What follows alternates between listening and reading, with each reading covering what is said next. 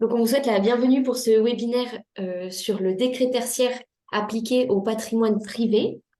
Euh, le webinaire a vocation à lister et à caractériser différents dispositifs de financement et programmes existants pour accompagner les acteurs privés et pour mettre en place le décret tertiaire sur vos territoires.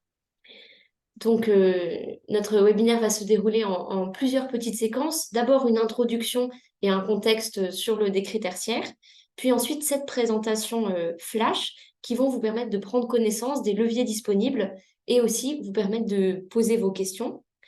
Donc, vous allez voir, c'est des séquences qui sont assez courtes. Euh, c'est des séquences qui sont assez courtes et on vous invitera, au-delà des échanges qui seront possibles après chaque petite présentation, de prendre contact directement avec les intervenants sur les dispositifs et les programmes qui vous intéressent. Je me permets de préciser que ce webinaire, il est organisé dans le cadre du réseau Climat, Air, Énergie de la région Grand Est. C'est un réseau qui existe depuis plusieurs années et qui est piloté conjointement par la région, la DREAL et l'ADEME en Grand Est. Dans le cadre de ce réseau qui est animé par nos bureaux d'études Auxilia et Transition, nous organisons des rencontres thématiques sur les territoires, des webinaires. On anime une plateforme qui s'appelle Intradem et cette plateforme recense des outils, des ressources, des appels à projets, des éléments de veille. Euh, et il faut savoir que ce réseau, c'est un peu le réseau de référence sur la question climatique en région. Euh, pour ce webinaire, c'est plutôt l'Adréal qui a piloté euh, le, le webinaire et qui est à l'origine de cette proposition. Et nous sommes, ma collègue Flavie et moi, en charge de l'animation. Donc pour ce webinaire, comme on est assez nombreuses, on vous invite à utiliser de manière privilégiée la discussion pour poser vos questions. On prendra le temps, après chaque intervention, de les relayer. Euh, L'objectif, c'est de, voilà, comme je le disais, de vous présenter un panel diversifié des leviers de financement et de... Désolée, il y a pas mal de participants en salle d'attente. De vous présenter le levier de financement disponible et d'échanger avec vous. Euh, Un petit rappel pour les intervenants de bien respecter le timing qui a été confié. Et puis sans plus attendre, je vous propose de rentrer dans notre programme. Et Flavie, j'espère que tu nous as rejoints. Et je te laisse ta main pour introduire nos intervenants intervenantes. Merci. Donc oui, on est ensemble pour ce webinaire jusqu'à 12h30. Normalement, plusieurs intervenants vont vous présenter leur dispositif, à commencer par Aurélie Léonat de la DREAL Grand Est qui va vous présenter le cadrage réglementaire du décret tertiaire.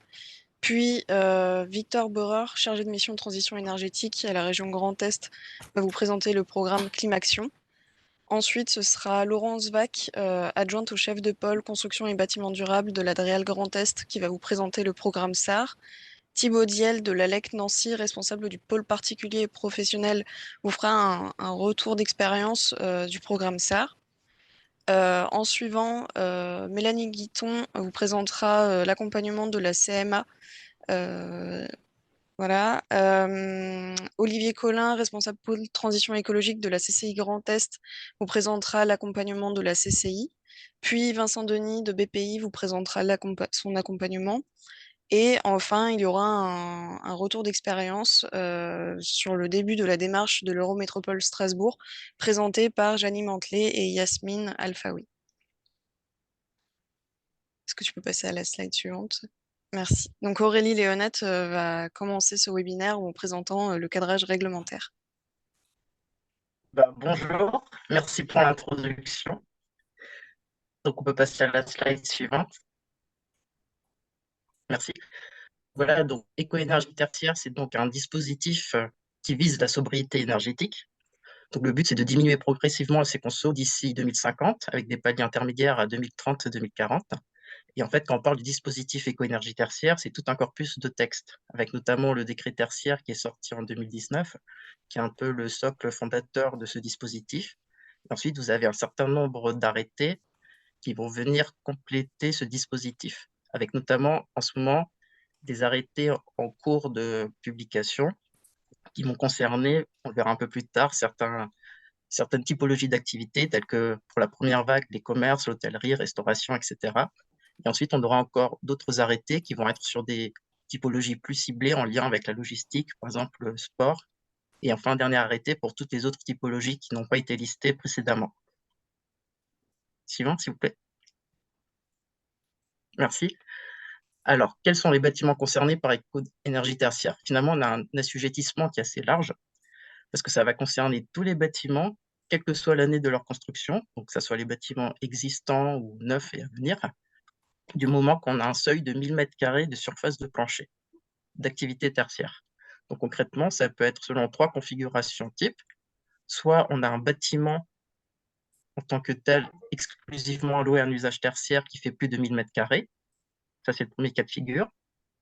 Deuxième cas de figure, on a un bâtiment à usage mixte, par exemple avec de l'hébergement. Et du moment que le cumul des surfaces tertiaires dans ce bâtiment fait plus de 1000 m², alors ces surfaces tertiaires seront concernées également par éco-énergie tertiaire.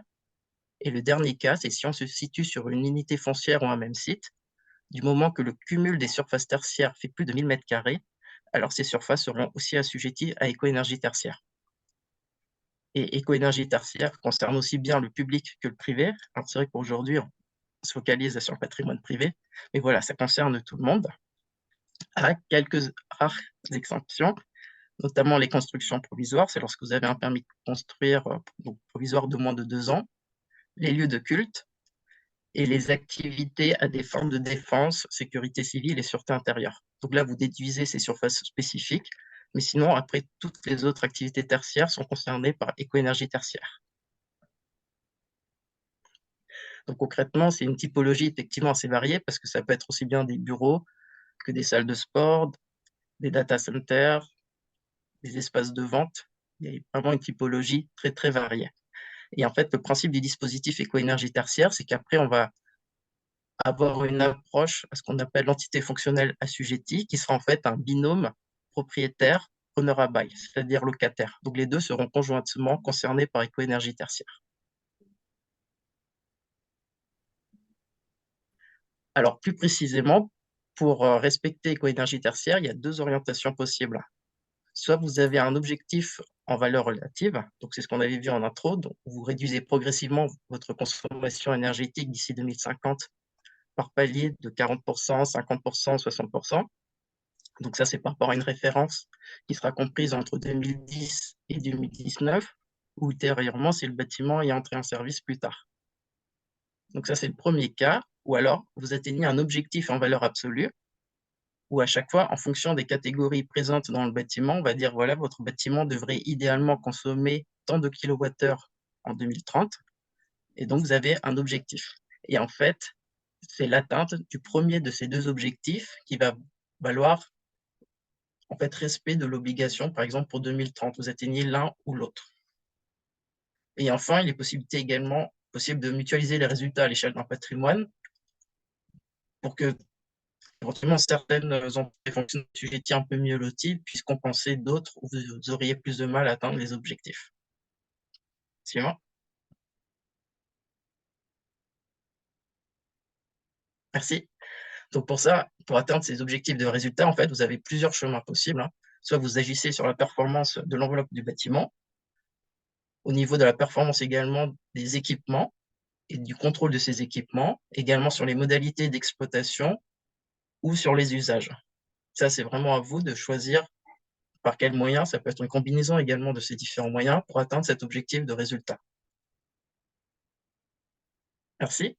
Alors, il est également possible de moduler ces objectifs suivant différents types de contraintes, soit parce que vous avez des contraintes techniques, architecturales, patrimoniales, par exemple pour les bâtiments classés.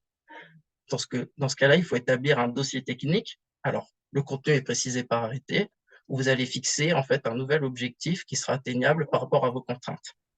Également, en cas de changement d'activité dans le bâtiment, ou d'évolution de ces activités. Par exemple, si on utilise plus ou moins les bureaux, notamment du fait du télétravail, bah, vous allez renseigner un certain nombre d'indicateurs d'intensité d'usage qui peuvent aussi bien concerner les surfaces que effectivement des indicateurs plus temporels. Et ça, c'est directement sur la plateforme Opérate qui sert de support au dispositif éco-énergie tertiaire que vous mettez à jour vos indicateurs. Et enfin, dernier cas, en cas de disproportion économique, c'est-à-dire si vous avez des temps de retour bruts sur investissement qui vont au-delà de 30 ans pour l'enveloppe, 15 ans pour les équipements et 10 ans pour l'exploitation des équipements, dans ce cas-là, vous pouvez également demander une modulation des objectifs. Alors, uniquement dans ce cas, il y a en fait un délai maximum pour déposer sa demande qui est de 5 ans après la première échéance de remontée des consommations. Donc, vu que pour cette décennie, la première échéance a été fixée au 30 septembre 2022, vous avez donc jusqu'au 30 septembre 2027 pour déposer un dossier pour disproportion économique. Alors enfin, Opérate, donc ça va être la plateforme de suivi du dispositif éco-énergie tertiaire. Donc c'est une plateforme qui est administrée par l'ADEME. Donc Opérate permettra en fait un double suivi au niveau des déclarations, puisque d'une part, vous avez une obligation réglementaire de déclarer vos consommations par entité fonctionnelle assujettie. Alors à chaque fois, les consommations de l'année N sont à remplir au plus tard au 30 septembre de l'année N plus 1. Donc concrètement, pour cette année, plutôt pour les consos 2022, vous aviez jusqu'au 30 septembre 2023 pour les remplir. Et enfin, la deuxième obligation réglementaire, c'est donc d'atteindre un objectif de consommation pour 2030, 2040 et 2050. Donc ça, c'est le but premier de la plateforme Opérate, mais vous y trouvez également un certain nombre de rubriques d'accompagnement pour vous aider dans la prise en main du dispositif, qui est quand même un dispositif de long terme, hein, avec des ressources en ligne, une foire aux questions qui permet de revenir sur certains cas particuliers, ceux qui reviennent le plus fréquemment, également un certain nombre de contacts si vous avez besoin d'accompagnement ou d'infos supplémentaires. Il y a notamment un logigramme qui est assez simple, qui est censé être simple, qui aide justement à trouver est-ce qu'on est assujetti ou non. Également des vidéos de démonstration, cette fois-ci pour remplir Opérate, vous avez une démarche pas à pas qui va vous guider sur un exemple concret. Donc, moi, je pense que j'ai respecté mon temps. En tout cas, il y a un premier aperçu succinct du dispositif éco-énergie tertiaire. Et comme précisé en intro, si on n'a pas le temps de traiter toutes vos questions, bien sûr, vous pourrez me contacter à l'issue de ce webinaire. Merci Aurélie. On a deux questions. À quoi correspondent les décrets à venir? Que vont-ils préciser? Alors, les décrets à venir, c'est pour un certain nombre de valeurs absolues pour des typologies de données qui n'ont pas encore été sorties. Donc, c'est ce qui était listé sur la première diapo. J'avais mis toutes les typologies pour lesquelles il y aura encore un décret à venir. Donc, normalement, il devrait y avoir encore 3 décrets valeurs absolues qui vont sortir normalement d'ici la fin de cette année. C'est ici? Non. Juste avant. Voilà, c'est ça, c'est ce qui est écrit en orange. Donc, chaque vague correspond en fait à un arrêté valeur absolue. Le premier ayant déjà été mis en consultation, il devrait sortir sous peu. Et les deuxièmes, par contre, vague 2, ce qu'on appelle vague 2 et vague 3, eux, ils n'ont pas encore été mis en consultation. Et après, il y a une autre remarque de Jérémy qui dit, on parle ici de consommation et d'énergie finale, mentionnée comme disponible sur les factures, mais la réduction de moins 40% tient-elle compte de la dureté des hivers? Puis, il y a un ajustement climatique qui est fait au niveau d'Opérate. Justement, vous allez paramétrer notamment votre station météo de référence pour pouvoir avoir un ajustement climatique. Et il pose une deuxième question. Les dossiers techniques pour modulation des objectifs doivent-ils être montés par des maîtres de l'art? Oui, Ou s'ils peuvent en fait, dans les être arrêtés, on précise qui peut, les conditions qui peut établir un dossier technique et ce qu'on doit y retrouver dedans. Notamment, il y a une annexe. Donc, tout ça, c'est précisé dans les textes. Est-ce que Jérémy en a répondu correctement à vos questions? Si vous avez d'autres questions, vous pouvez les écrire dans le chat. Jérémy dit tout à fait, merci. Merci. Peut-être que Aurélie, vous pourrez mettre vos coordonnées dans le chat, comme ça ce sera directement Oui, facile ça s'il y a marche. des besoins de vous contacter à l'issue de ce webinaire. Et s'il n'y a pas d'autres remarques, je vous propose de passer à la suite. Ok. En suivant, c'est Victor Borer qui va vous présenter le programme Climaction. Oui. Donc bonjour tout le monde. C'est vrai que je pense que vous connaissez pour la plupart le dispositif, enfin, le programme Climaction, à destination du coup des privés. C'est pas forcément là où on aura le plus de champs d'intervention sur la partie rénovation énergétique des bâtiments, mais on fait un petit focus très rapide du coup sur tout ça. Vous pouvez passer du coup à la diapo suivante, donc rapidement, mais je pense que tout le monde a ça en tête aussi, les objectifs du SRADET. Donc, une réduction à horizon 2050 de 55% de la consommation finale, consommation d'énergie finale, et une augmentation de 3,2 fois la production d'énergie renouvelable. Donc ça, sur le Grand Est, pour être sur une, euh, une région à énergie positive à horizon 2050. Du coup, vous pouvez passer à la diapo suivante. Donc, ce qui va être intéressant, ça va être la carte des chargés de mission, parce que le principe, c'est qu'au niveau du coup de Climaction, on fonctionne principalement avec des interlocuteurs en maison de région. Donc, vous voyez que le territoire de la région Grand Est est divisé en 12 maisons de région avec des interlocuteurs locaux à chaque fois, sachant que là, maintenant, tous les postes sont pourvus. Il y a juste un poste sur Verdun qui est encore en cours de recrutement, qui est du coup un deuxième poste au niveau de la maison de région de Saint-Dizier-Bar-le-Duc. Donc là, vous avez les différentes coordonnées, les différentes thématiques qui sont traitées par le programme Climaction. Donc, je les ai réindiquées. Donc, ça va être la partie efficacité énergétique et qualité environnementale des bâtiments, tout ce qui va être énergie renouvelable, économie circulaire, économie de ressources, tout ce qui est mobilité durable et le climat et démarches territoriales de développement durable. On va être plutôt donc sur la partie efficacité énergétique des bâtiments publics et associatifs, qui va du coup nous concerner plus spécifiquement. Finalement, sur le champ privé, au niveau région, ça va être sur la partie associative sur lesquelles on peut intervenir, puisqu'on n'intervient pas sur le bâtiment des entreprises. Donc sur les bâtiments privés via le dispositif Climaction. Donc du coup, vous pouvez passer à la diapo suivante.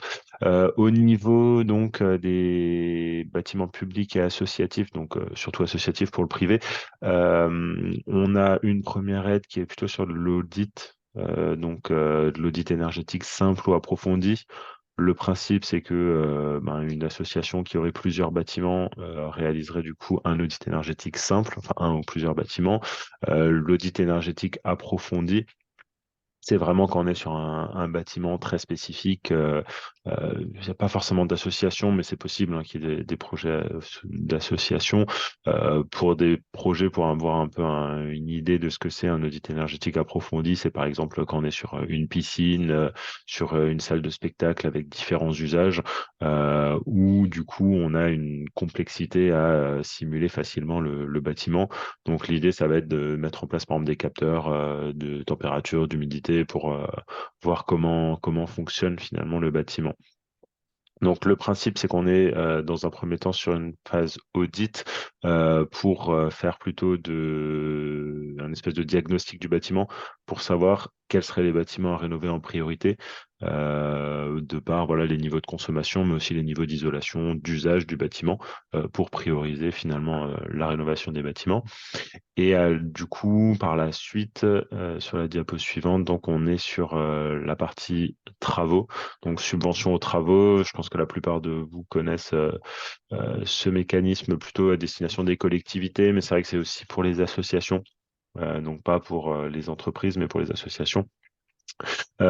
Sur les aides à la rénovation énergétique des bâtiments publics et enfin, du coup associatifs, avec la réalisation à minima d'un bouquet de travaux pour l'atteinte du niveau BBC, enfin le niveau performance Climaction, qu'on a changé de nomenclature cette année, avec entre 2 et 4 travaux, du coup sur plancher bas, toiture, mur et menuiserie, donc sur les 4 parois déperditives du bâtiment, isolation avec des niveaux standardisés par paroi, une obligation de ventilation, comme le point suivant, on traite l'étanchéité à l'air également du bâtiment. Donc forcément, les travaux de ventilation sont importants dès lors qu'on améliore l'étanchéité à l'air d'un bâtiment. Enfin, ils sont importants dans tous les cas de figure, mais d'autant plus quand on vient améliorer l'étanchéité à l'air d'un bâtiment. Et le recours avec un S, bien entendu, à une équipe de maîtrise d'œuvre pour le suivi des travaux et pour la réalisation du chantier et pour la préconisation de travaux en amont également. Donc voilà sur la partie efficacité énergétique. L'aide financière, donc on est sur une aide forfaitaire qui va de 5 à 25 000 euros en fonction du nombre de travaux réalisés et d'usage ou non de matériaux biosourcés. Une aide après qui est variable aussi en fonction de la superficie et des travaux réalisés, qui va de 20 à 100 euros du mètre carré de surface de plancher. Et avec les deux bonus, hein, pour l'atteinte du niveau performance climaction, donc l'équivalent du niveau BBC de 10 000 euros, et sur des logements pour de la création ou rénovation de logements en zone rurale, qui est du coup de 40 euros par mètre carré de surface de logement. Sachant que du coup, ces aides-là sont cumulables avec d'autres aides, type les aides de l'État, d'autres aides régionales sur le projet, les certificats d'économie d'énergie. Par contre, ces aides-là aux travaux, en tout cas, ne sont pas cumulables avec des aides au niveau de l'Europe, dès lors que voilà, il y a un financement par des fonds FEDER, par exemple, qui sont également gérés par la région. On n'intervient pas deux fois sur les travaux. Donc voilà sur l'aide aux travaux, sur les cumuls, je crois que c'est la dernière slide, hein. Après, l'idée c'est qu'il y a voilà, les différents dispositifs coordonnés des interlocuteurs, donc la carte que je vous ai montrée précédemment, et les différentes publications qui sont sur le site climaction.fr. Je ne l'ai pas indiqué, mais du coup sur climaction.fr, on a l'outil qui s'appelle Clic Agile, qui est du coup l'outil de recherche de contacts et de dispositifs pour plutôt le public justement privé, plutôt du coup pour les entreprises par exemple, où il y a un certain nombre de questions à répondre, de localisation, de type de travaux ou de sujets dont il est question, et ce qui permet d'avoir le bon interlocuteur, que ça soit au niveau région, ADEME, agence de l'eau, service de l'État, enfin voilà, ça permet d'avoir les différents interlocuteurs par rapport au projet en question et les différents dispositifs qui sont mobilisables. Donc voilà pour ma présentation qui est voilà. Si vous avez des Merci. questions. Alors, il n'y en a pas dans le chat pour l'instant. Sinon, n'hésitez pas à prendre la parole directement.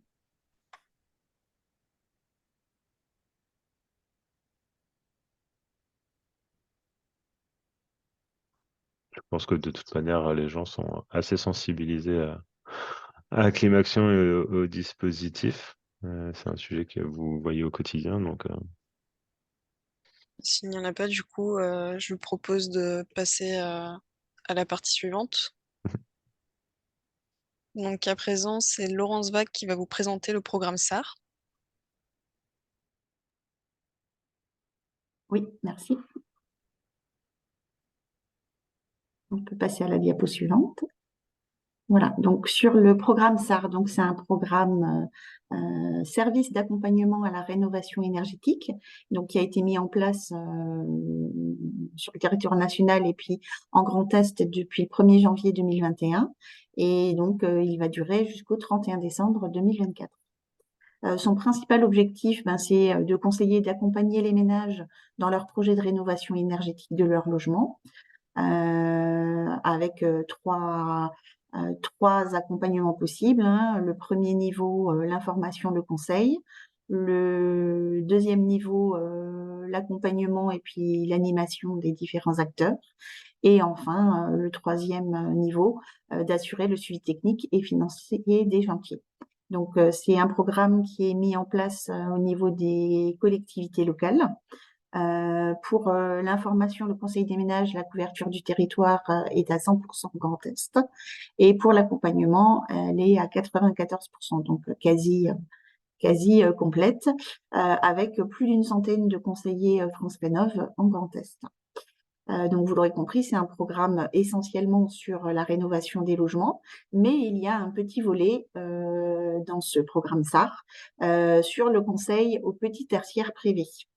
Donc voilà, l'idée, c'est d'avoir un accompagnement d'information et de conseils personnalisés gratuits pour le petit tertiaire privé. Alors, qu'est-ce qu'on entend par petit tertiaire privé? C'est bien entendu le tertiaire qui n'entre pas dans le dispositif éco-énergie tertiaire que vous a présenté Aurélie précédemment, donc du tertiaire de moins de 1000 mètres carrés. Donc voilà, ça va plutôt être des entreprises type TPE, commerce, bureau, restaurant. Au niveau des objectifs, donc je vous les ai mis à droite de la diapo. Donc on avait des objectifs d'information de premier niveau d'à peu près 3500 actes et 850 actes de conseil personnalisé sur l'intégralité de la période du programme. Toutefois, face à l'afflux de demandes sur le logement, on a peu de territoires qui se sont engagés sur le volet, puisque la priorité d'action gouvernementale, c'est bien sur le logement et la sortie des passoires thermiques. On a quand même quelques actes qui ont été faits en Grand Est, avec pour le moment 490 actes d'information de premier niveau et 119 actes de conseil personnalisé. Alors, des petits exemples d'initiatives sur le tertiaire, sur les différents territoires. Donc, il y a par exemple un rapprochement des espaces conseils France Rénov avec les CCI ou les chambres de métiers. Également, l'animation de stands sur différents salons. Certaines collectivités qui organisent des rendez-vous des pros et des artisans. Également des balades thermiques. Des guichets locaux qui ont mis en place des sites internet ou des collectivités qui font des publications dans la presse locale ou dans leurs bulletins municipaux, par exemple. Donc voilà un petit peu quelques initiatives des espaces conseils France Rénov qui interviennent actuellement sur le tertiaire. Donc voilà, n'hésitez pas à les contacter pour avoir les coordonnées. Il vous suffit d'aller sur le site France Rénov. Je vous mettrai le lien dans le chat tout à l'heure. Merci. De nouveau, du coup, on prend vos questions.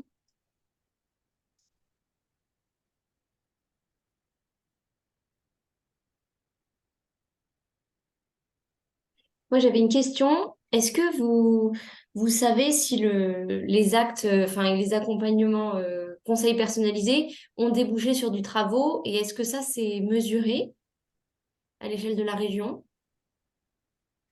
Non, alors pour l'instant, cette partie passage à l'acte n'est pas mesurée sur ce type d'acte, puisque l'accompagnement qui est mis en place pour le petit tertiaire privé dans le cadre du SAR, c'est uniquement ces informations, soit générales de premier niveau, soit de l'accompagnement personnalisé, mais il n'y a pas d'accompagnement aux travaux des conseillers.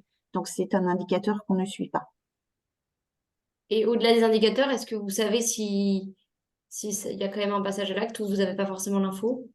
On n'a pas forcément l'information, mais oui, j'imagine qu'il y a un passage à l'acte après le conseil personnalisé qui a été fait à l'entreprise. Mais effectivement, c'est pas les mêmes interlocuteurs qui agissent. Après, ben, c'est plutôt des interlocuteurs des bureaux d'études, des accompagnateurs du domaine privé. Et est-ce qu'il y a un conseiller, enfin, où il y a France Rénov sur tous les territoires? Donc, il y a France Rénov sur tous les territoires. Tous les territoires n'interviennent pas actuellement sur le petit tertiaire privé. Mais voilà, au niveau des entreprises, n'hésitez pas à poser la question. Ils pourront tout de même vous orienter et vous donner des éléments d'information. Et puis, ben, peut-être que le témoignage qui va venir de Thibaut Dil va permettre de compléter un petit peu les réponses aux questions. Peut-être que lui, il a une vision sur son territoire, justement, de si ça débouche sur des travaux ou pas. Très bien. Et il y a une question de qu'est-ce qui se passe pour le programme SAR après 2024?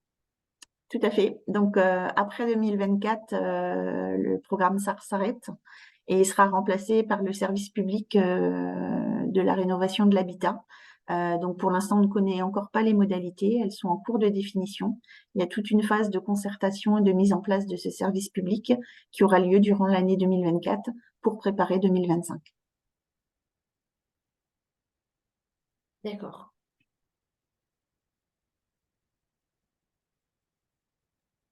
Excusez-moi, rénovation de l'habitat, ça veut dire que du coup, 2025, le petit tertiaire privé disparaît? A priori, oui, parce que le programme est repris par l'Agence nationale d'amélioration de l'habitat. Jusqu'à maintenant, c'était un pilotage ADEME-ANA et le service prévu en 2025, c'est uniquement sous le pilotage de l'ANA. Mais en parallèle, l'ADEME travaille à côté au programme d'action qu'elle pourrait mettre en place pour pérenniser ce service. Voilà, l'ADEME garde ce sujet du petit tertiaire. L'ANA, clairement, de par ses compétences, elle est vraiment que sur le volet habitat.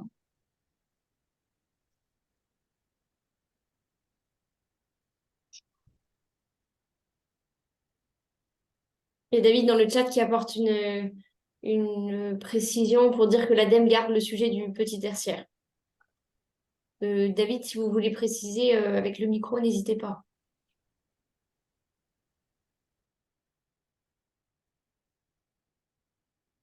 Ah, Laurence a tout dit. Ben, dans ce cas, C'est vrai que pour l'instant, on n'en sait pas forcément beaucoup plus. C'est encore un peu tôt, puisqu'effectivement, toute l'année 2024 sera consacrée à faire émerger ces nouveaux services à partir de 2025. Mais voilà, tout 2024 est assuré. Le conseil est possible. Ok, je vous propose d'avancer. Normalement, à présent, c'est Thibaut Diel qui devrait présenter un retour d'expérience sur le programme SAR, mais je ne le vois pas connecté, donc sauf erreur de ma part.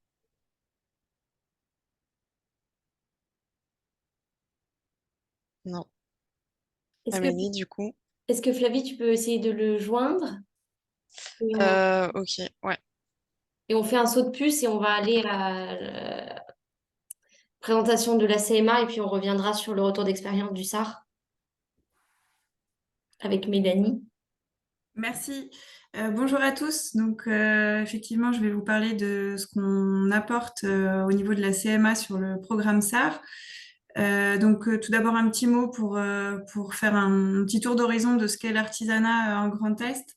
Ça représente 250 métiers différents, plus de 140 000 entreprises, donc 300 000 emplois, et on observe un nombre croissant de créations d'entreprises depuis 2019, avec un poids économique non négligeable pour la région.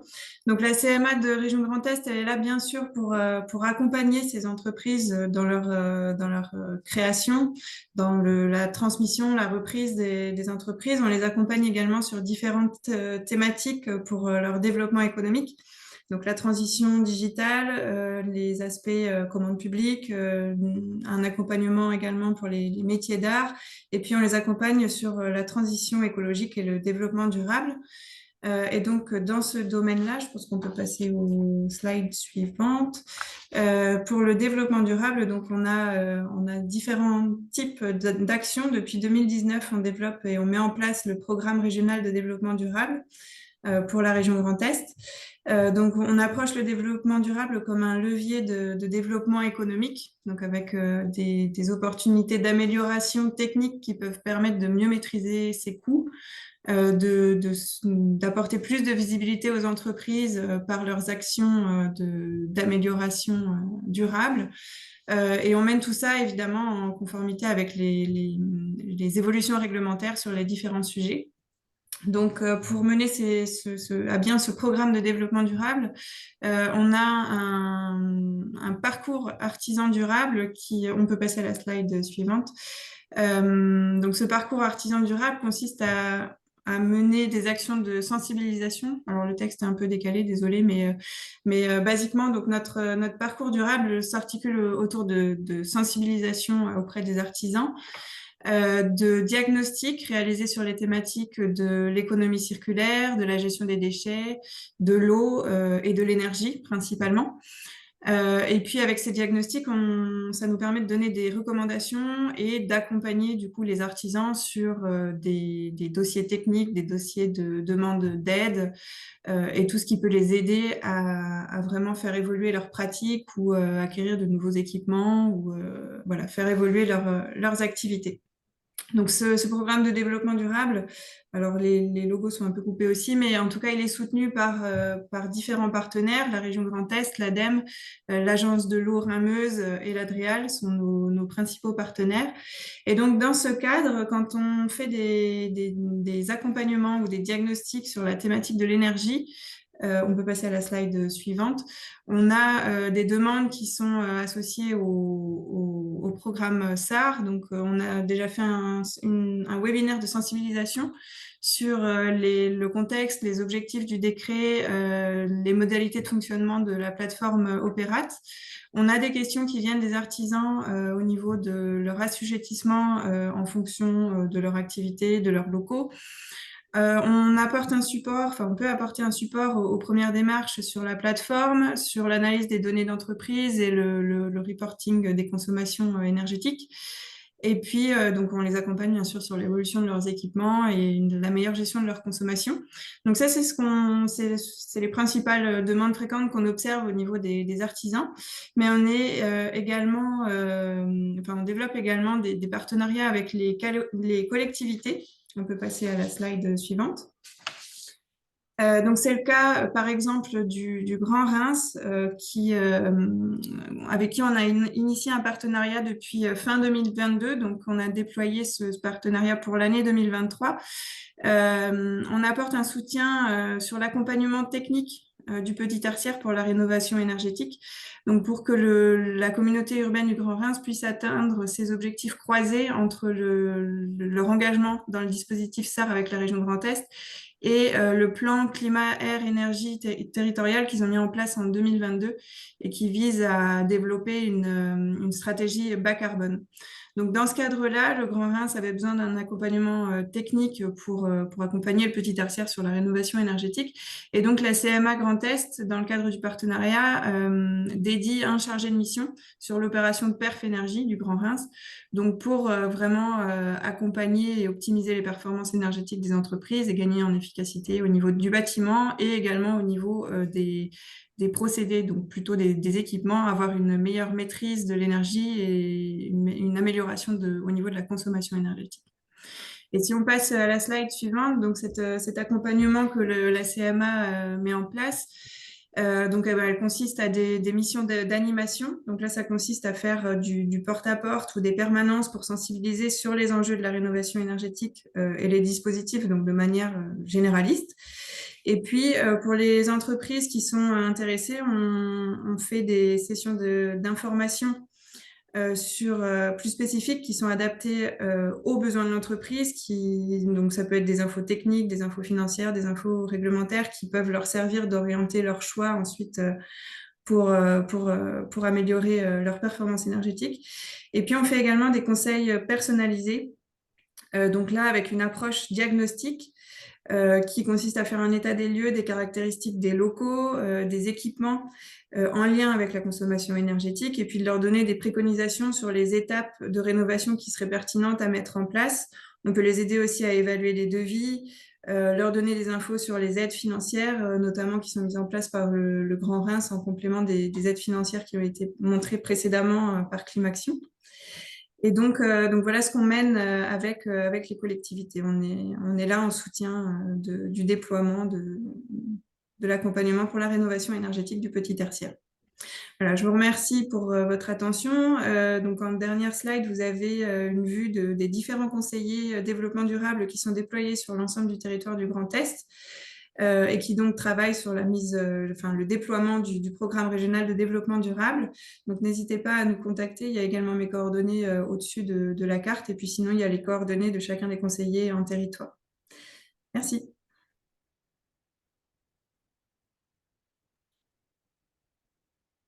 Eh ben, idem, si vous avez des questions, n'hésitez pas à vous saisir du chat ou à les poser en direct sur l'accompagnement de la CMA.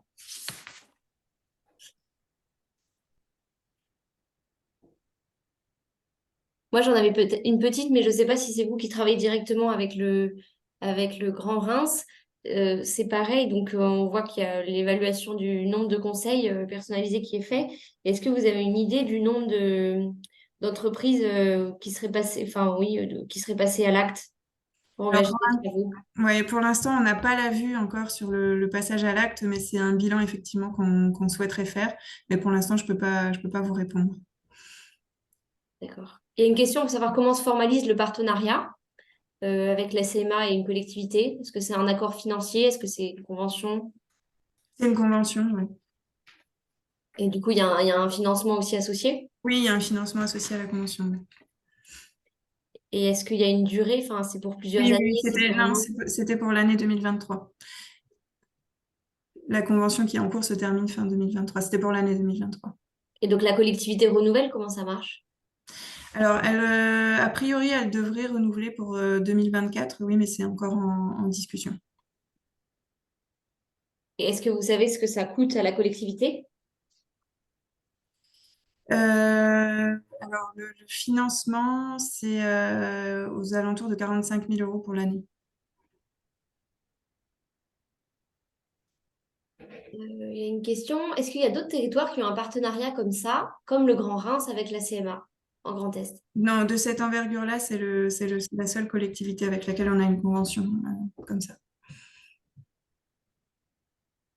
Alors, pour ceux qui connaissent l'Agence du climat à Strasbourg, est-ce que la mission qui est normalement dévolue au petit tertiaire se rejoint par rapport à ce partenariat Grand Reims et CMA? Alors, moi, je ne saurais pas vous répondre.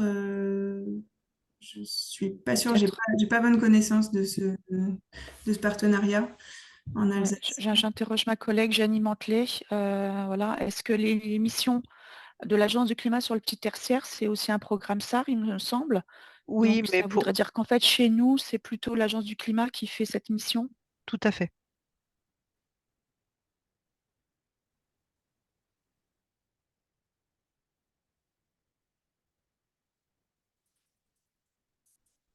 Eh ben, il y a la personne de l'ALEC qui nous a rejoint. Donc, je vous propose qu'on fasse un petit pas en arrière. Si vous n'avez pas d'autres questions sur l'accompagnement de la CMA, bien sûr. Une petite question peut-être, Franck Allez-y. Rimbaud, Saint-Dizier. Euh, et, la CMA, dans le cadre de l'accord avec le Grand Reims, fait intervenir des thermiciens, enfin des spécialistes du bâtiment et de la rénovation thermique. Elle les a en interne ou elle fait appel à l'externalisme de ce travail? Non, non, non, c'est une compétence en interne qu'on a développée dans le cadre de ce partenariat, mais en tout cas, c'est un agent de la CM. Merci.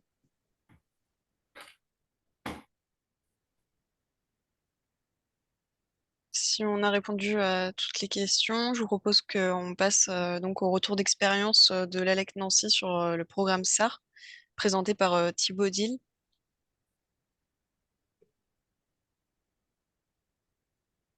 Est-ce que Thibaut, c'est bon pour vous? C'est bon pour moi. Très bien. Amélie, je te laisse passer la slide suivante. Alors, du coup, j'épingle. Hop. Faut juste que j'ai ma présentation sous les yeux. Salut David. Comment je vois la présentation? Excusez-moi. Voilà. La présentation, vous la voyez? Oui, oui. Je ne la vois pas. Comment ça se fait? C'est bizarre. Pardon, hein. Comment ça se fait que j'ai pas la présentation? Moi, je vois tous les participants et tous les écrans et tous les noms, sauf le partage d'écran. Je peux pas vous dire parce que j'ai l'impression que tout le monde l'a. Je la vois en haut. Bon, écoutez, tant pis, hein, on va le faire sans. Moi, je j'ai pas besoin du support. Donc oui, alors l'historique de notre expérience et notre expérience sur le petit tertiaire privé, comme on l'appelle, et qui est déjà le premier retour de cette cible quand on le présente comme ça, c'est qu'ils le prennent pas très bien. Donc, on parle plutôt d'entreprises tertiaires, hein, de moins de 1000 mètres carrés, ça c'est déjà le jargon technique, mais voilà, entreprise tertiaire. On a tout de suite, nous, on s'est pas forcément posé de questions sur est-ce qu'on y allait, est-ce qu'on n'y allait pas. On a tout de suite été volontaire. Dans notre démarche, on a voulu se rapprocher des opérateurs historiques, hein, que sont les chambres consulaires, CMA, CCI là-dessus. Donc, on a essayé de bosser en bonne intelligence et de les rencontrer et de s'intégrer aux prestations. Voilà, c'est plutôt la première slide. Je la vois en tout petit. Tout de suite, se proposer une offre complémentaire à ce qui se faisait déjà. Au niveau de la CMA, ce qui avait été décidé, c'est que on s'occupe du volet thermique et bâti. De par notre compétence plutôt thermique, énergétique. Donc c'était une brique que l'on réalisait en complémentarité de ce que proposait la CMA avec son pass durable, si je dis pas de bêtises. Donc on s'est rapproché des chargés de mission du 54 et en fonction des besoins des entreprises, on se renvoyait les contacts. À la fois, nous, si on identifiait quelqu'un qui était rentré par notre biais, on pouvait le renvoyer vers la CMA s'il avait des besoins en éclairage, déchets, mobilité et autres sur ce qu'il propose. Et nous, on s'occupait de la partie thermique énergétique. Donc ça, c'était plutôt intelligent. Par rapport à la CCI, c'était un peu différent.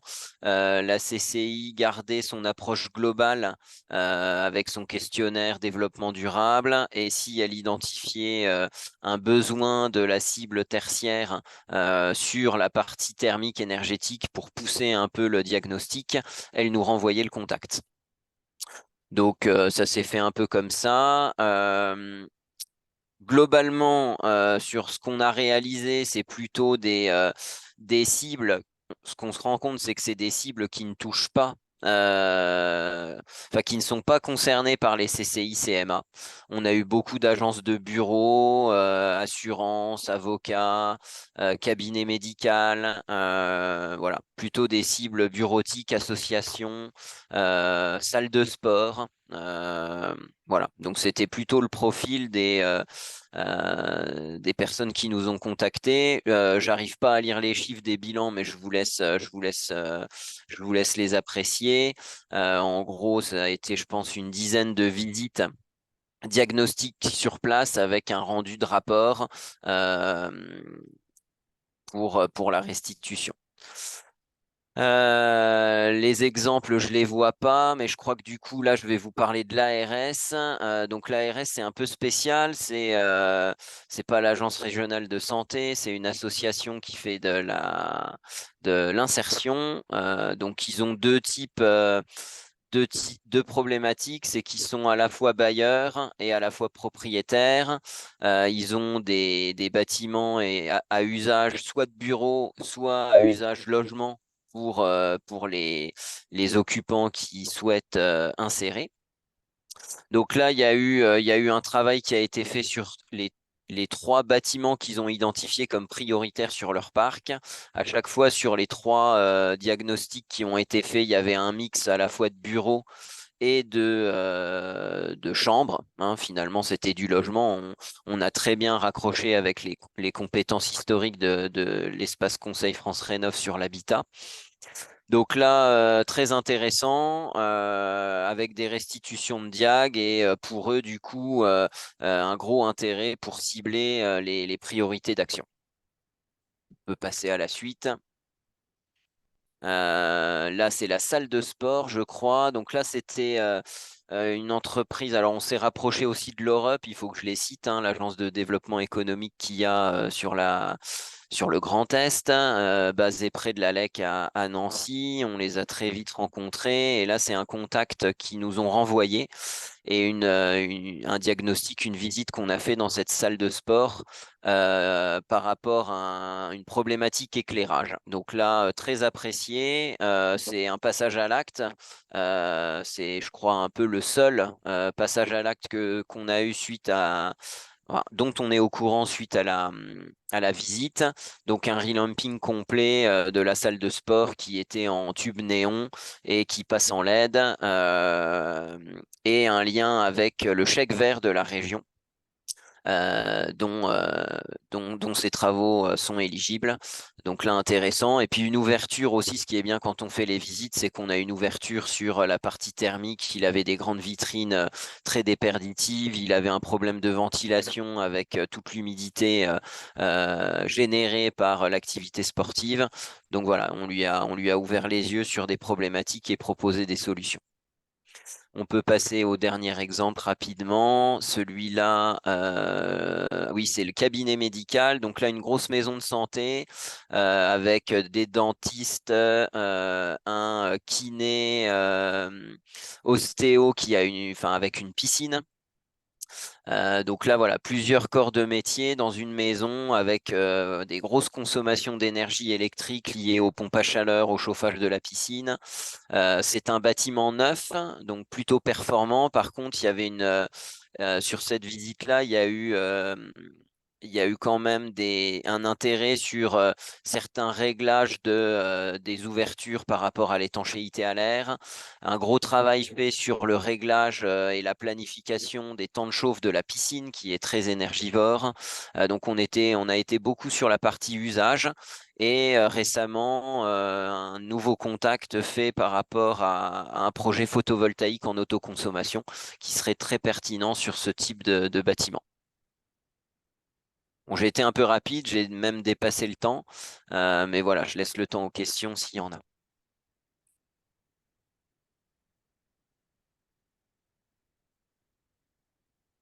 Est-ce que vous avez des questions ou des remarques? Oui, c'était savoir combien de personnes étaient dédiées, combien de postes étaient dédiés au petit tertiaire. Est-ce que c'est 1, 2, 3, 4? Eh ben, c'est moins de 1.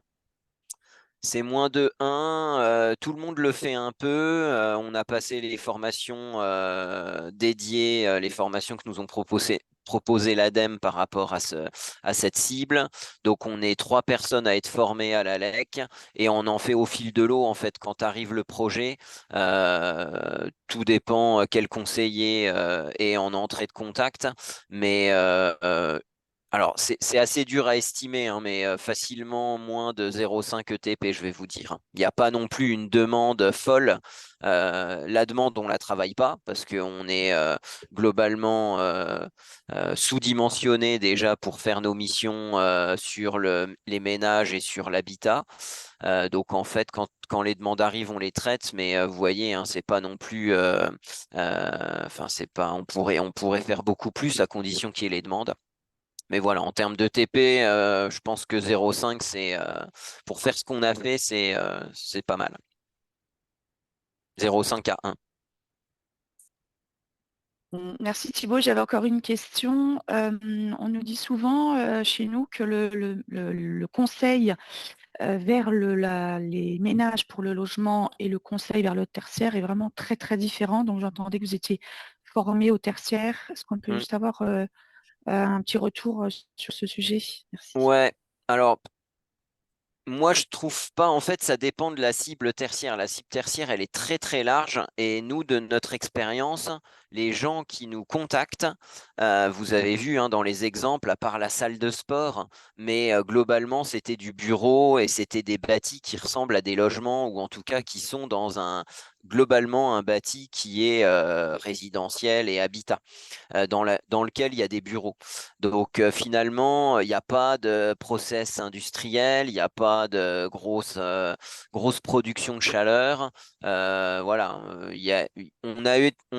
on peut tomber sur des systèmes comme en effet la piscine, comme certains systèmes d'éclairage qu'on maîtrise pas. Après, on renvoie vers CMA, CCI dès que ça sort un peu de notre champ. mais globalement, sur la partie enveloppe thermique, on s'en sort déjà suffisamment bien avec nos compétences. Moi, c'est mon retour. Après, ça dépend des cibles qui nous contactent. C'est vrai que si les cibles sont des industriels et même si elles rentrent dans les moins de 1000 mètres carrés avec des process, ça peut être un peu plus compliqué. La formation petit tertiaire privé de l'ADEME est indispensable.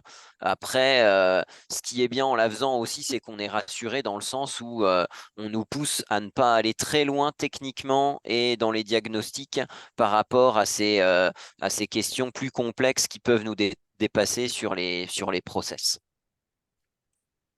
Merci pour votre réponse. Je propose qu'on avance pour rester dans le timing. Donc à présent, c'est Olivier Collin, il me semble, pour l'accompagnement de la CCI. Oui, bonjour à toutes et à tous. Alors, je vais préciser que je ne suis pas responsable du pôle de transition écologique, puisque c'est Pierre-Alain Florent que je remplace aujourd'hui. Nous, écoutez, ça va aller très vite de vous expliquer ce qu'on fait, parce qu'on fait quasiment la même chose que la CMA à destination des industriels. Voilà, donc c'est les entreprises industrielles. Donc, ce qu'il faut que vous reteniez, c'est que notre programme d'action s'appelle le programme Noé. Voilà, donc retenez cette diapo-là et on exerce sur 3 champs, l'énergie, c'est pour ça qu'on parle aujourd'hui des critères tertiaires, l'économie circulaire et le changement climatique.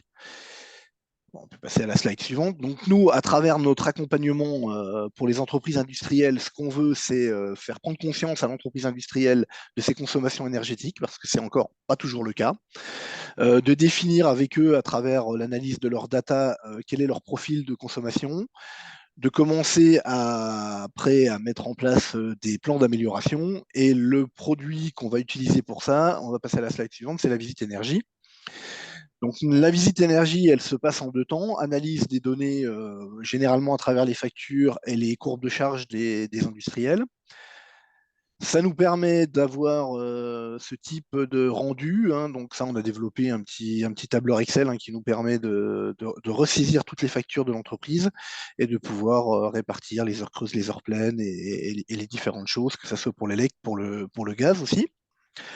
Une fois que ces données sont analysées, on peut passer à la slide après, on va sur site, on réalise une visite du site. Donc on est équipé de caméras thermiques, de thermomètres et on va relever tous les gisements d'économie d'énergie qui nous semblent pertinents à travailler. Suite à ça, alors vous voyez, les champs d'investigation, c'est tout. À peu près tout ce qui va consommer de l'énergie, y compris donc la performance énergétique du bâtiment. Et c'est là qu'on raccroche le sujet d'aujourd'hui, qui est le décret tertiaire.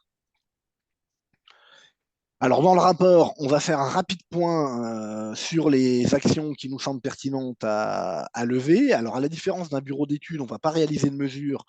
Donc, on ne va pas nous calculer des temps de retour sur investissement avec des économies chiffrées en kilowattheure ou en euros, puisque ça, on n'en a pas les moyens techniques. On peut passer à la slide suivante. Par rapport au décret tertiaire, parce que les industriels sont soumis au décret tertiaire, à partir du moment où la surface de leur bureau et de leur stock produits finis dépasse les 1000 m², ils sont assujettis. Donc ça, c'est des choses qu'il a fallu déjà leur expliquer, parce que très clairement, pour eux, ça ne représente pas une opportunité, mais plutôt une grosse contrainte. Donc on essaye justement de transformer cette contrainte en opportunité. Pas toujours facile. Donc on leur fait toujours un point sur le décret tertiaire, pour savoir s'ils sont assujettis ou pas. Puis après, à travers nos autres produits qui sont le Conseil Énergie Plus, on va alors là, ça peut être vérification d'assujettissement sans aller sur site quand il n'y a pas besoin de faire une visite énergie, ou recherche de prestataires pour pouvoir mener l'accompagnement au décret tertiaire, tout simplement. Les recherches de cofinancement, bien entendu, alors là, quels que soient les domaines, mais y compris en lien avec le décret tertiaire sur les certificats d'économie d'énergie. Bon, on anime un club énergie, ça pour le décret tertiaire, c'est un peu plus exotique, on va dire, bien qu'on ait fait un club énergie spécifique sur les bâtiments tertiaires. On a animé pas mal de webinaires sur le sujet que vous retrouverez sur YouTube, et vous recevrez une présentation plus complète que celle d'aujourd'hui où vous aurez accès à ces webinaires. Voilà. Et puis on a aussi des experts en management de projet ENR, c'est-à-dire qu'on est capable d'estimer, grâce à un logiciel dont on nous a fait l'acquisition, d'estimer le potentiel de production photovoltaïque, par exemple, d'un site et par rapport à ses consommations. Voilà, on va passer sur la slide suivante. Vous avez toute l'équipe, alors pas tout à fait toute l'équipe parce qu'il y en a encore qu'on cache, mais en tout cas, voilà, l'équipe historique qui intervient sur tout le Grand Est, en sachant qu'il faut retenir que pour l'énergie, on a à peu près une personne de plus par ancienne région. Donc, si vous, en fonction de là où vous vous trouvez, si vous avez des entreprises sur vos territoires qui ont besoin de faire appel à nous, eh ben, n'hésitez pas à les renvoyer sur les personnes que vous avez ici. Voilà, j'en ai terminé. Si vous avez des questions, je suis à votre disposition. Merci pour votre présentation.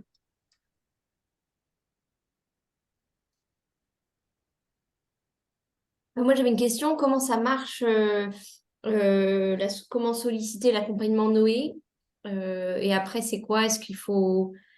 Enfin, comment les acteurs économiques ils contractualisent avec vous? Alors, nous, on ne contractualise pas avec les acteurs économiques. Nous, on a contractualisé avec l'ADEME et la région. Donc après, toute entreprise industrielle qui nous contacte rentre dans notre dispositif d'accompagnement. Il suffit que l'industriel nous appelle, qu'il ait envie donc d'avancer sur. Bien souvent, c'est des gens qui savent pas forcément comment prendre le sujet énergie. Voilà, ou des gens qui ont des projets bien précis. Donc, en fonction du niveau, on va les rentrer soit par la visite énergie, soit directement par de la recherche de cofinancement. On va s'adapter un peu à la maturité de l'entreprise. Mais des entreprises qui ont besoin d'une visite énergie, pour nous, c'est des gens qui n'ont jamais fait d'audit énergétique, qui ne savent pas où ils en sont. Voilà, donc nous, il suffit de nous, je dirais, de donner nos coordonnées aux industriels et on prend contact avec eux, on regarde si c'est pertinent ou pas de faire la visite énergie ou si c'est un simple conseil énergie plus, même avec rendez-vous sur place. Hein. On s'adapte vraiment au temps du client et à son besoin. Voilà, mais il n'y a rien de. Voilà, on ne contractualise pas à chaque étape, puisque on a été chercher des financements, ADEME Région et Europe aussi, pour faire ces missions-là. D'accord, merci. Je vois qu'il y a Dorothée qui lève la main. Dorothée, si vous voulez, allez-y. Oui, merci. Donc, je suis de l'Eurométropole de Strasbourg. Est-ce que cette visite, cet accompagnement intègre un volet décarbonation? Alors oui, puisque à partir du moment où on parle d'efficacité énergétique, on parle aussi de décarbonation. Bah, c'est Pour pas nous, tout à fait le même sujet. C'est pour ça que c'est intéressant pour nous, d'avoir un... enfin nous, tout est lié, hein, parce que Bah, quand je dis voilà. décarbonation, c'est-à-dire est-ce qu'à un moment, ça rentre jusqu'à des préconisations sur de l'électrification des process? Est-ce que ça va Oui, à ces propositions-là en oui, fonction du type d'industriel? oui, tout à fait. D'accord.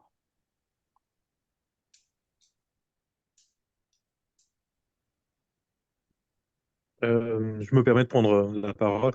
Franck Rimbaud, Saint-Dizier. Dans la lignée de ce qui vient d'être posé comme question, est-ce que vous intégrez également la dimension énergie fatale, Oui, chaleur fatale, ce genre de bien choses? sûr. Bien sûr, s'il y a des gisements de chaleur fatale à récupérer, ça sera signalé. Si vraiment il y a besoin de les dimensionner, là, on va orienter vers des bureaux d'études, hein, parce que là, après, il faut pouvoir dimensionner un investissement derrière. Donc, ça en fait partie, effectivement. Il y a une autre main levée, je vous propose d'y aller. Ouais, j'ai encore une question complémentaire, je suis désolée. Est-ce que enfin, c'est assez nouveau et on n'a pas forcément d'informations et on en recherche un label triple E qui serait aujourd'hui évoqué dans les évolutions réglementaires. Donc on a entendu parler de ça sur voilà, les dernières discussions sur l'industrie au niveau national. Est-ce que ça vous parle? Non, personnellement, non. D'accord. On l'a vu en fait dans les propositions sur France Industrie, ou je ne sais plus si c'est le bon terme, un travail qui a été mené avec les 50 plus gros industriels en France, et donc il était question à un moment qu'il y ait une nouvelle, voilà, une nouvelle labellisation triple E au niveau des industriels. Donc c'est vrai qu'on est un petit peu, voilà, on cherche des informations en ce sens. Donc si quelqu'un en a autour de de ce webinaire, on est très intéressé pour avoir des précisions. Merci. Ok, donc n'hésitez pas à mettre ces précisions dans le chat, dans la conversation. On avance, donc à présent c'est Vincent Denis qui va nous présenter l'accompagnement de BPI. Oui, tout à fait. Merci beaucoup pour l'invitation. Bonjour à toutes et à tous. Donc rapidement, la première slide, celle d'après, c'est un constat sur lequel on s'est positionné, c'est-à-dire voilà comment ça se passe le bâtiment, pourquoi on doit absolument agir sur le bâtiment. Vous avez des grands ordres d'idées. J'imagine que dans tous les cas, vous aurez la présentation à la fin du webinaire, donc voilà, vous pourrez regarder un peu tout ça en précision, mais on voit que le bâtiment est un réel enjeu. Et BPI France, on a pour habitude d'accompagner les entreprises, PME, ETI et grands groupes. Donc voilà, c'était vraiment un réel sujet. Aujourd'hui, on ne va pas assez vite dans la rénovation, hein. 1% par an du parc tertiaire se fait rénover chaque année. Il faut qu'on aille un peu plus vite, donc il faut qu'on mette un peu les bouchées doubles.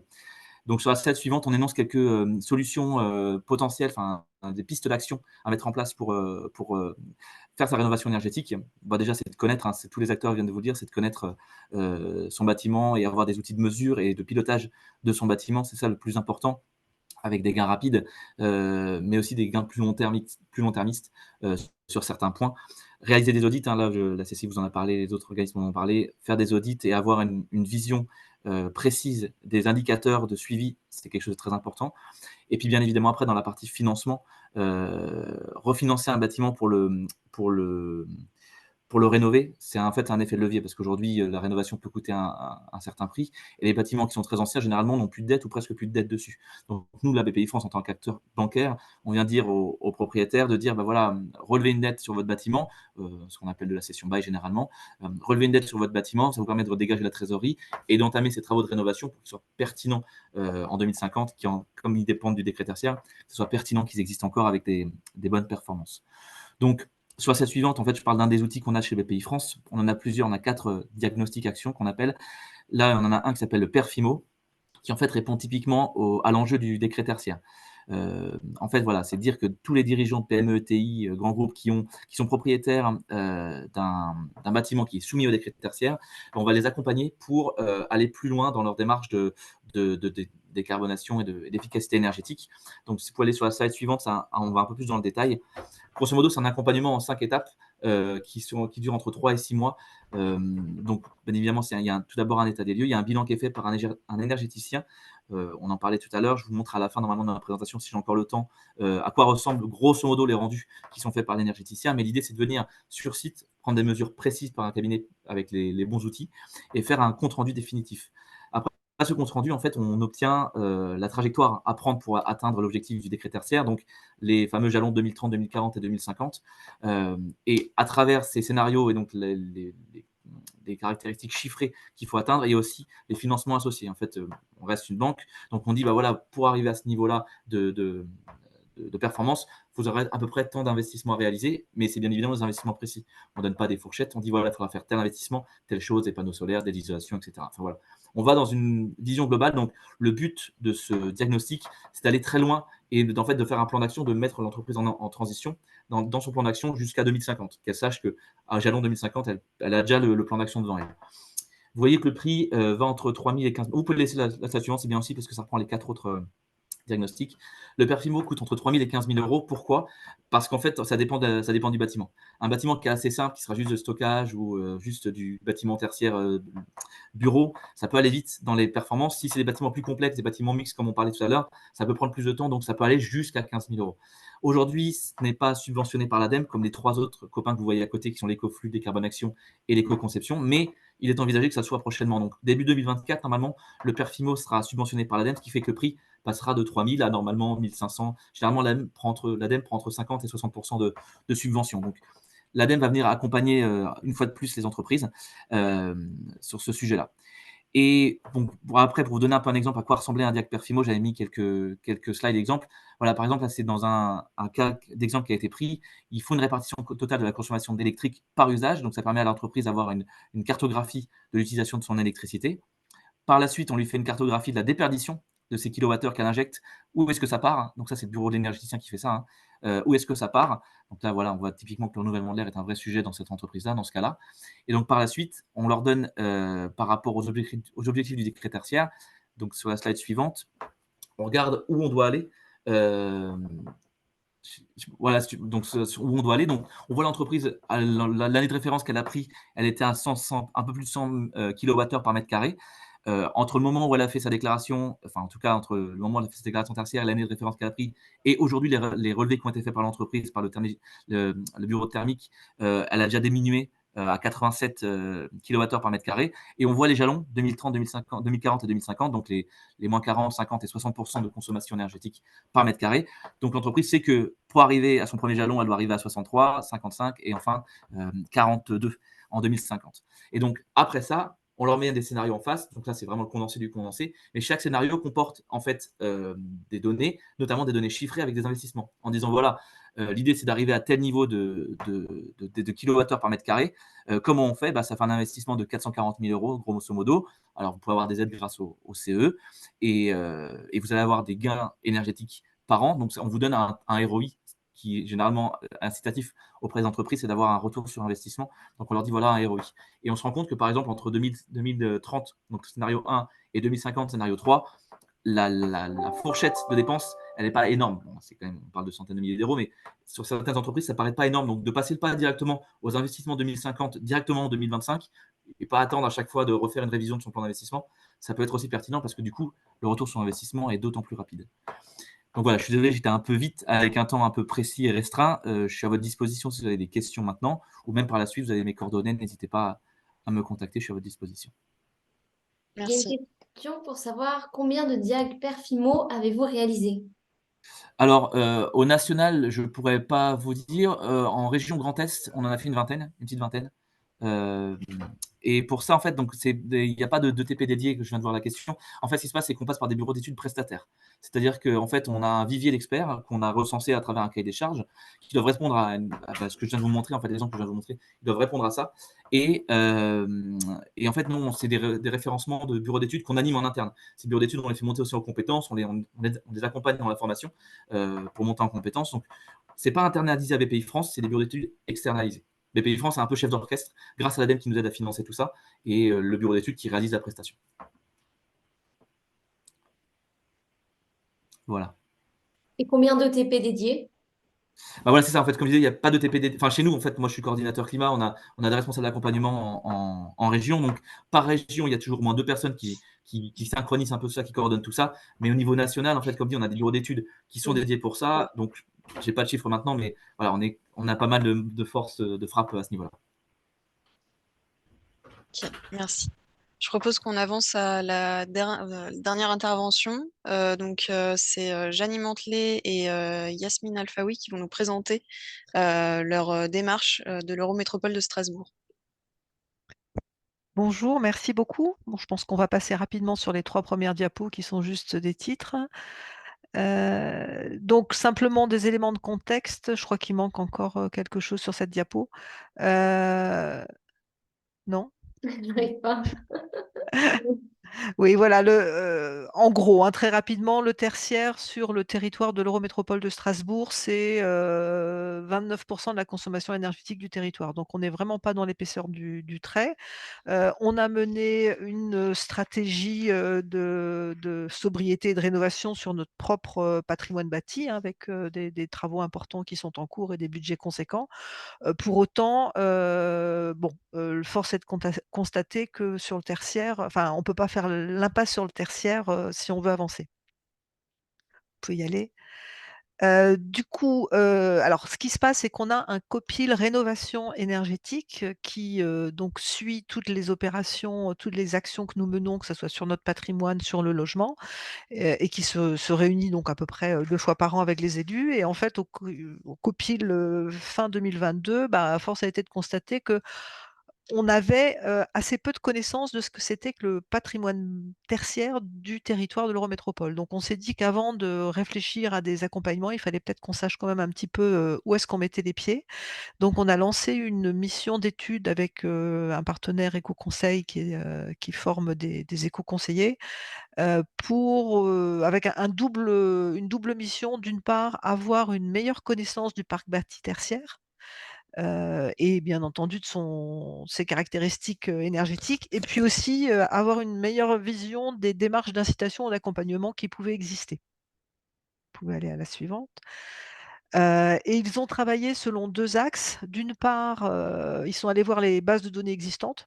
On leur a demandé de regarder, donc nous, à l'époque, on envisageait d'acquérir une base de données qui nous permette d'avoir, plus d'infos sur le sujet. Donc, ils ont été rechercher toutes les données qu'ils pouvaient trouver et puis d'autre part, ils ont interviewé, tous nos partenaires, que je vous laisse lire, hein, je ne vais pas les citer tous, mais on a déjà beaucoup de partenaires avec lesquels on travaille, donc on leur a demandé d'aller les interviewer pour savoir, d'une part, s'ils faisaient quelque chose ou pas et surtout aussi, est-ce que c'était une question qui leur était posée ou pas? Pour, avoir aussi une petite idée de la perception du sujet par les occupants de ces bâtiments tertiaires.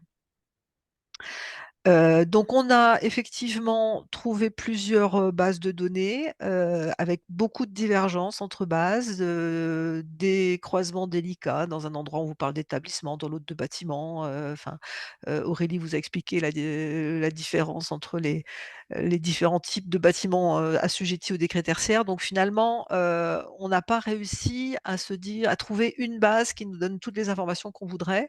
Donc tout ce qu'on a pu, faire ressortir comme information, c'est des estimations. Il faut vraiment les prendre comme des estimations avec toutes les je dirais les réserves d'usage, et je vais passer à la suivante tout de suite. Et du coup, je vais passer la parole à Yasmine Alfaoui avec qui je travaille, à l'Eurométropole de Strasbourg. Voilà, bonjour à tous. Donc, je reprends la main donc, sur la partie de la restitution en fait, de l'étude qui a duré 3 mois à moitié puisqu'ils étaient en temps partiel entre guillemets sur notre chantier, qui s'est avéré quand même assez compliqué. Alors là, les chiffres qu'on vous présente, c'est pas vraiment pour les discuter avec vous, mais c'était plutôt vous donner rapidement les quelques éléments que l'étude a pu nous fournir. Donc voilà, notre surface de mètres carrés, le nombre de bâtiments, les établissements. Ça nous a quand même montré que les bureaux et les commerces représentaient donc une grosse partie, plus de la moitié donc, de la superficie totale de notre patrimoine privé. Avec un focus sur la performance énergétique. Donc, comme le disait Jeannie à l'instant, avec toutes les réserves possibles, puisque vous voyez en bas de la vignette, c'est qu'il y a 30% des PE qui ne sont pas renseignés, avec un changement en 2021 de données sur le DPE, des informations qui ne sont pas tout à fait bien connues aujourd'hui. Donc voilà, ça va s'améliorer au fur et à mesure du temps, mais en tout cas pour notre étude en 2023, voilà ce qui ressort sur le patrimoine privé Eurométropole. On peut passer à la diapo suivante.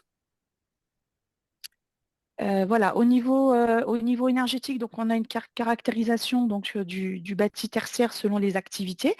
On retrouve tout ce qu'on retrouvait en surface, on le retrouve en termes de consommation, donc pour les bureaux et les commerces, qui représentent donc pour nous la moitié de la consommation du tertiaire. Donc, sûrement des cibles qu'on doit viser dans l'accompagnement.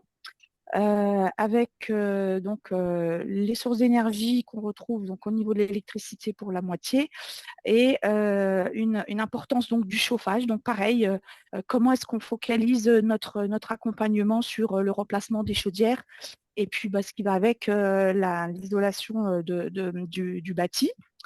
Voilà, on peut continuer. Et puis voilà, donc un constat d'une jungle en fait des accompagnements. Donc c'est très bien. Beaucoup et donc la plupart des intervenants aujourd'hui ont montré comment est-ce qu'on travaille sur le parc tertiaire privé.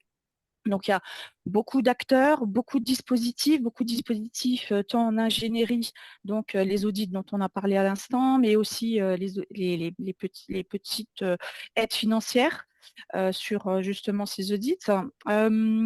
Et puis, donc voilà, c'est comment est-ce qu'on allait arriver à donner une information moins diffuse, moins complexe, qui soit peut-être plus appréhendable, soit par les cibles finales, soit par des acteurs qui agissent sur cet accompagnement.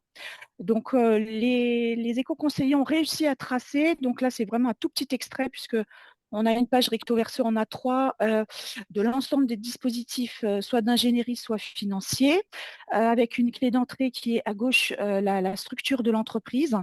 Au milieu, quel est le besoin de la cible, quel est le nom du dispositif. Et à droite, donc, vous retrouverez sûrement, donc là, on a eu en dessous le programme SAR, on a les crédits d'impôt, mais on peut retrouver la BPI, la région, Climaction, la CMA, voilà, tous les acteurs qui ont été cités tout à l'heure et d'autres, on les retrouve donc sur ces tableaux-là. La question maintenant qu'on a ces tableaux de synthèse, voilà, c'est quel usage on fait de cette information qui est concentrée, comment est-ce qu'on peut l'utiliser. Donc voilà, on est en train de travailler sur ce sujet. Alors, on peut passer à la diapo suivante, merci. Les freins donc, qui ont été identifiés dans l'étude, voilà, c'est des freins qui sont évidents. Le coût des travaux pour les propriétaires, alors que les locataires, ce sont les bénéficiaires finaux. Les retours d'investissement trop longs. Donc, on a appris tout à l'heure que voilà, au niveau du décret tertiaire, ça peut être une information qui peut moduler l'objectif décret tertiaire. Les freins techniques.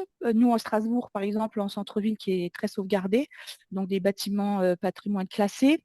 Un problème au niveau de la communication qui est, il y a beaucoup d'informations avec un manque de connaissances pour les cibles, un manque de temps pour se mettre à travailler là-dessus.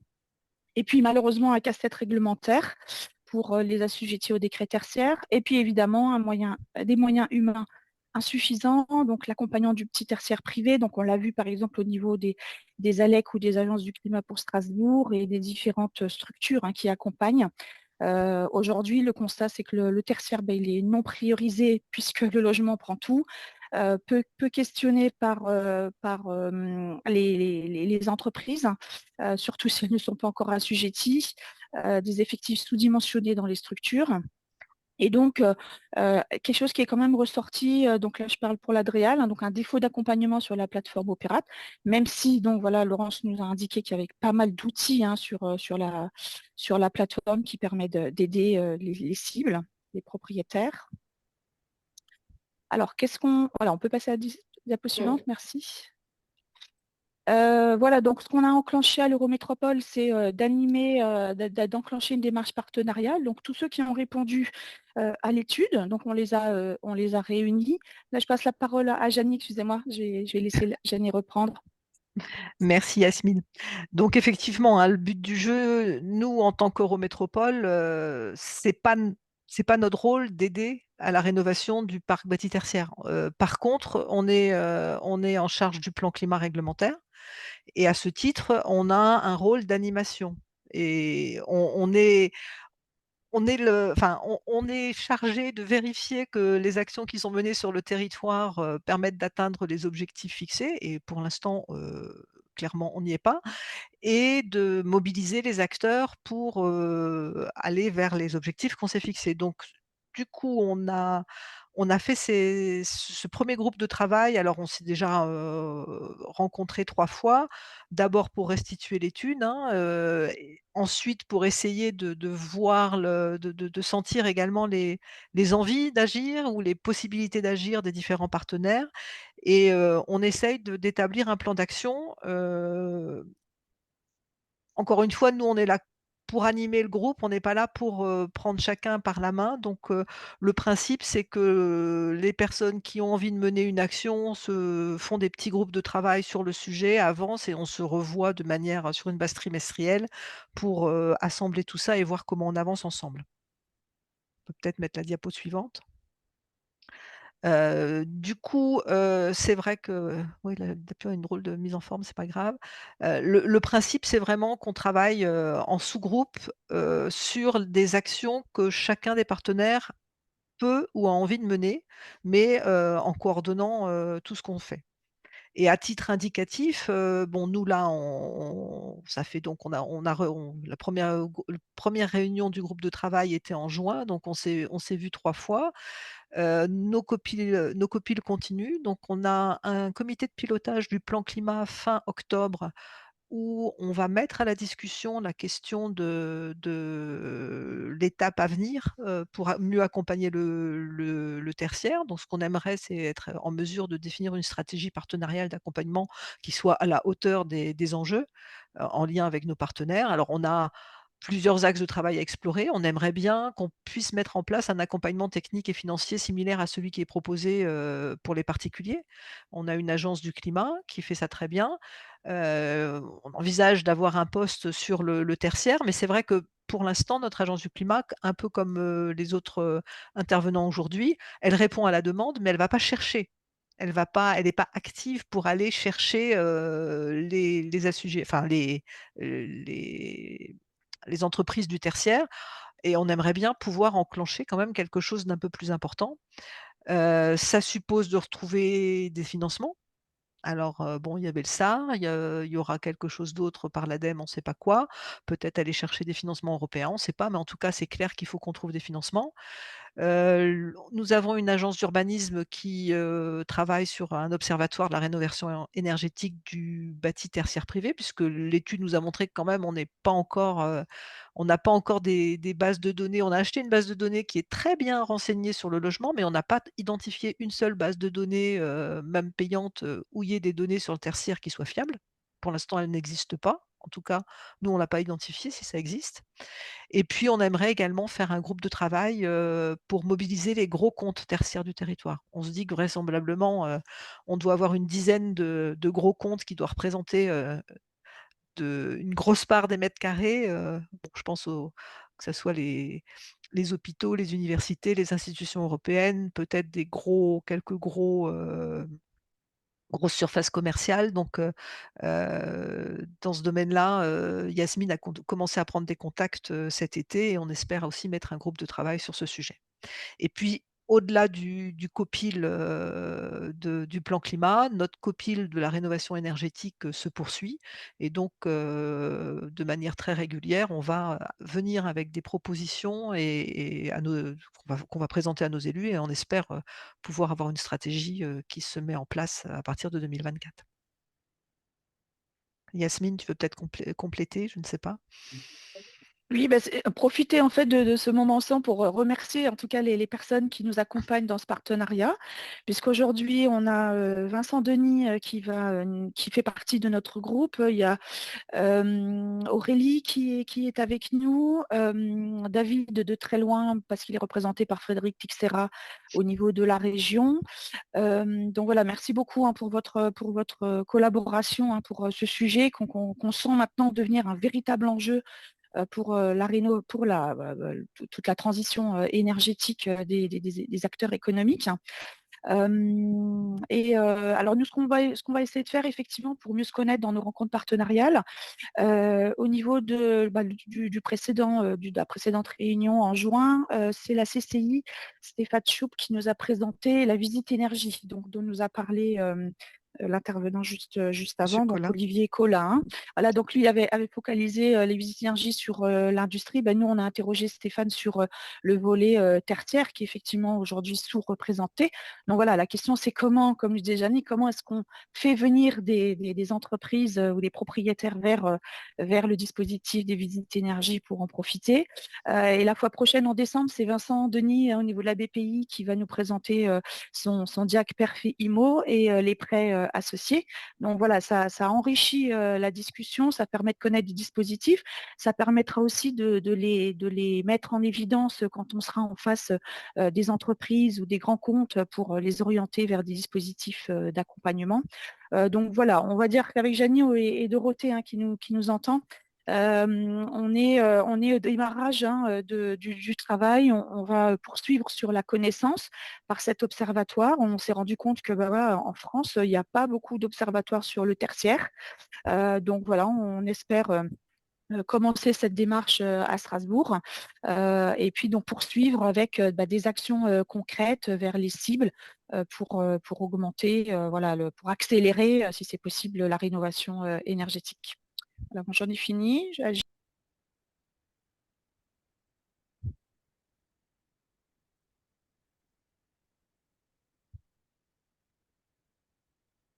Mais merci pour votre retour d'expérience que je trouve à la fois intéressant et qui met en lien les différents acteurs. On a réuni autour de la table, donc c'était bien de terminer par vous. Est-ce qu'il y aurait, on peut prendre 2 questions sur ce retour d'expérience si vous en avez?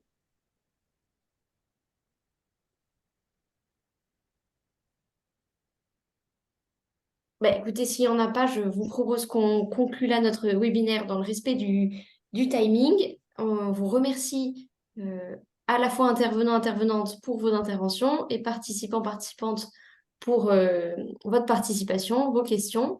Avec Flavie, on va remettre en forme le support en indiquant les coordonnées des personnes qui sont intervenues. Comme ça, vous aurez tout. Et on vous a mis dans le chat le lien vers une enquête de satisfaction qu'on vous demande de bien vouloir prendre le temps de remplir. Il y a aussi le QR code à l'écran. En remplissant cette enquête, vous permettez aussi que bah, peut-être les webinaires s'améliorent et ça permet aussi de faire remonter des sujets. Si vous voudriez qu'on aborde telle ou telle thématique, tel ou tel retour d'expérience, bah, n'hésitez pas à le renseigner dans l'enquête. On en prendra compte pour les prochaines animations. Donc le lien est dans le chat et le support vous sera envoyé et mis à disposition sur la plateforme Intradem. On vous remercie et on vous souhaite un bon appétit et une bonne suite de journée. Merci beaucoup. Merci à tous.